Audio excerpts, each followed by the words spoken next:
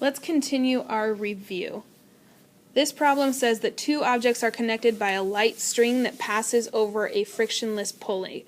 It says that the coefficient of sliding friction between the block and the surface is 0.3. It wants to know the acceleration of the two objects, so that means the acceleration in this direction, and the tension in the string.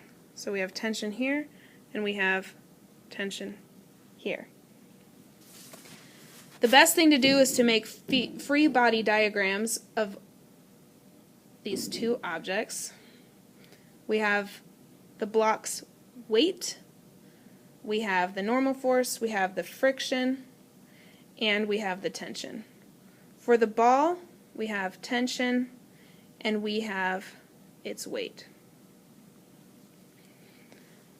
The best thing to do is use Newton's second law and utilize these free body diagrams. So we say with the positive x direction to the right and the positive y direction upward, we can have an equation that says that the sum of the forces in the x direction is T minus that frictional force.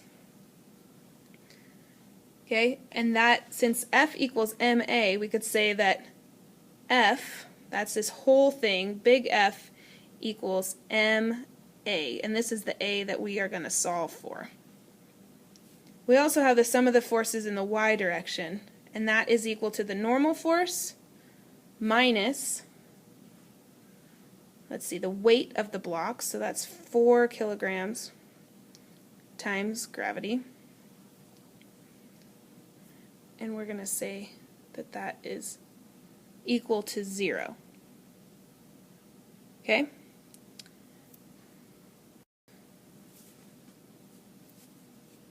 And that is because the acceleration is actually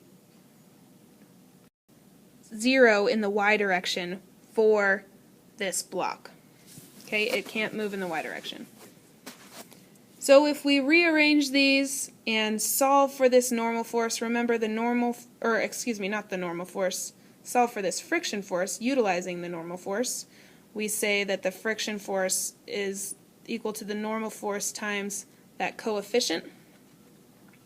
So if we rearrange these and solve for T, we get T equals that frictional force plus 4, which is the mass here.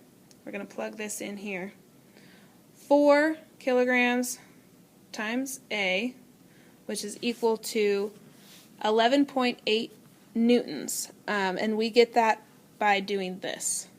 We say that the normal force is mg and the mu is 0.3. So when we multiply those out, we know that the frictional force is 11.8 newtons plus that 4 kilograms times acceleration. Now, going back to everything in the y direction, we can say that we have, now we're going to move on to the 7 kilogram object and just do the forces in the y.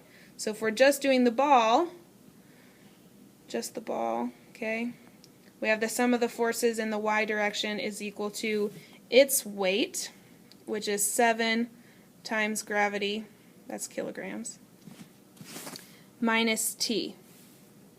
Okay? And that is equal to ma, remember, which is 7 kilograms times a. So we have to remember F equals ma. That is our main thing to remember here. So if that's true,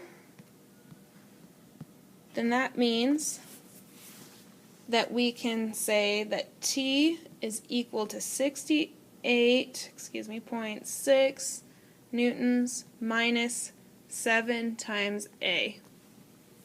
Now we need to solve for A using those two equations that had A. So if you need to, go back, write those down.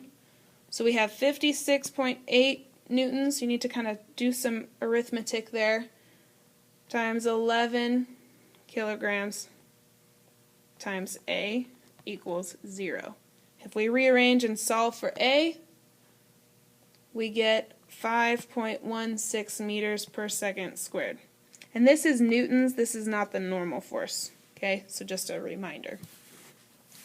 Now plug those A's into our tension equation, so you could use this one or you could use one before to get tension is equal to 32.4 newtons.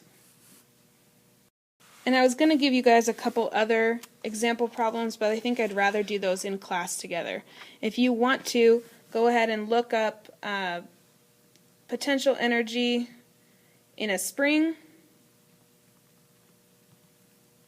and look up work. Okay, have a good weekend.